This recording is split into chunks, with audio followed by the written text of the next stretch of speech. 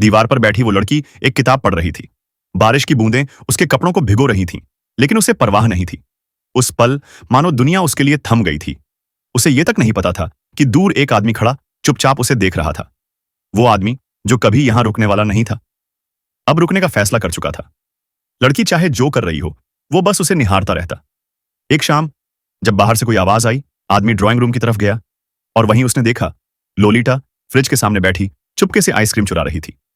उसके होंठों और नाक की नोक पर क्रीम लगी थी, जिससे वो और भी मासूम और थोड़ी शरारती लग रही थी। आदमी बस उसे देखता रह गया, जैसे वक्त वहीं थम गया हो। धीरे धीरे वो आदमी लड़की और उसकी मां के साथ घुल मिल गया। कभी कभी तीनों साथ झूले पर बैठते और बातें करते। लड़की को उस अनजान आदमी से अब कोई आपत्ति नहीं थी।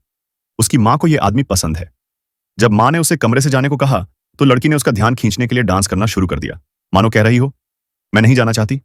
लेकिन फिर भी उसे जाना पड़ा। वो मां को सब कुछ बताने ही वाला था कि एक हादसा हो गया। शार्लोट, लड़की की मां, अब इस दुनिया में नहीं रही। आदमी जब पहुंचा तो बहुत देर हो चुकी थी। पर अजीब बात यह थी, उसे कोई दुख नहीं हुआ, बल्कि एक अजीब सी राहत महसूस हुई।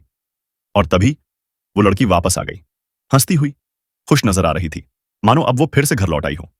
कार में वो आदमी के बेहद करीब बैठी थी, जैसे अब वो उसे एक पिता की तरह मान चुकी हो। एक ऐसा पिता जिसकी उसे हमेशा तलाश थी।